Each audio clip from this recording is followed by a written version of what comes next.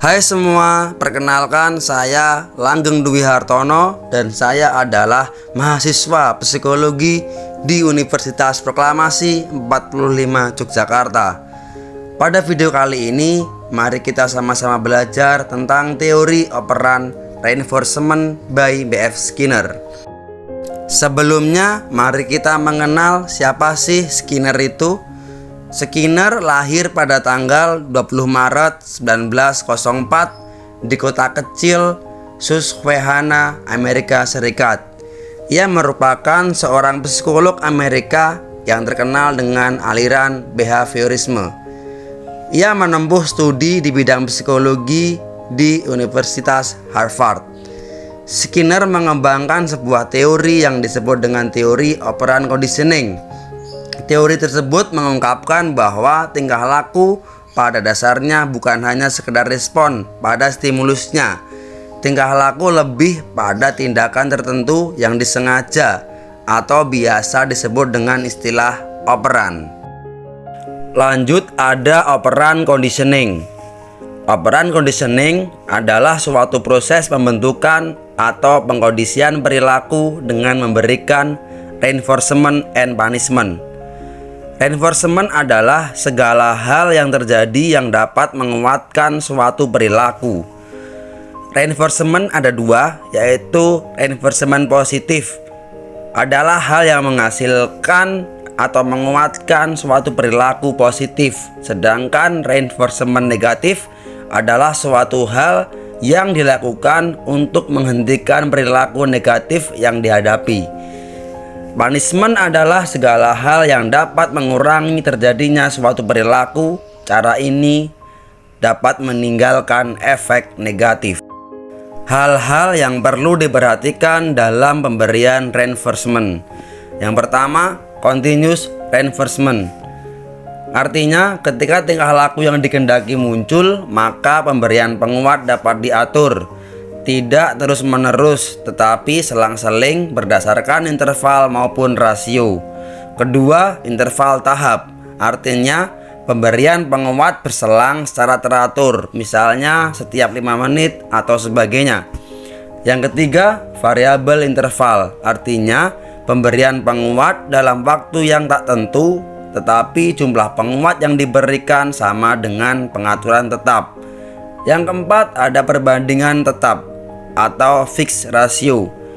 Artinya, mengatur pemberian penguat sesudah respon yang dikehendaki muncul untuk kesekian kalinya. Yang terakhir, ada variabel rasio. Artinya, memberikan penguat secara acak sesudah beberapa kali patukan dengan rata-rata sama dengan fixed ratio. Lanjut pada asumsi dasar Skinner. Pertama, perilaku itu terjadi menurut hukum tertentu. Behavior is lawful.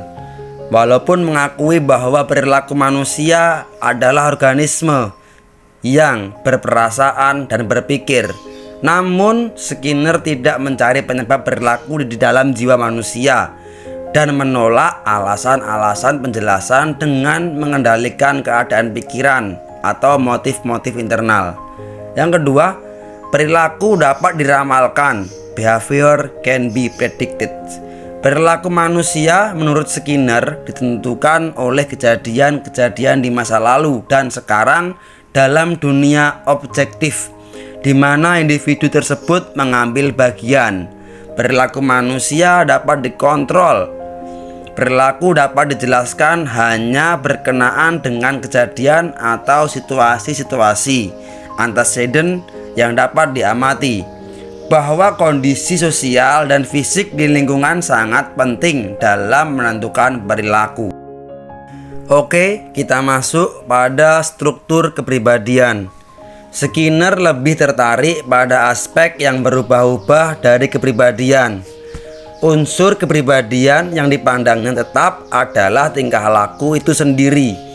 Ada dua klasifikasi tipe tingkah laku. Yang pertama, responden behavior. Respon yang dihasilkan organisme untuk menjawab stimulus secara spesifik berhubungan dengan respon tersebut. Yang kedua, ada operant behavior. Artinya, respon yang dimunculkan organisme tanpa adanya stimulus spesifik yang berlangsung memaksa terjadinya respon itu. Terjadinya proses pengikatan stimulus baru dengan respon yang baru. Organisme dihadapkan pada pilihan-pilihan respon mana yang akan dipakainya untuk menanggapi suatu stimulus. Keputusan respon mana yang dipilih tergantung kepada efeknya terhadap lingkungan atau konsekuensi yang mengikuti respon tersebut. Kemudian masuk ke perkembangan kepribadian.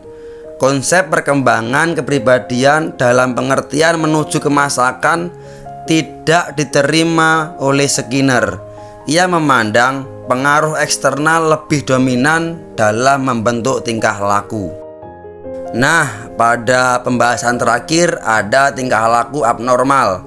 Skinner berpendapat bahwa tingkah laku abnormal berkembang dengan prinsip yang sama dengan perkembangan tingkah laku normal.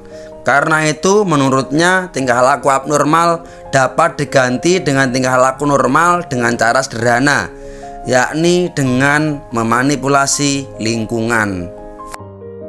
Baik teman-teman, sekian video kali ini.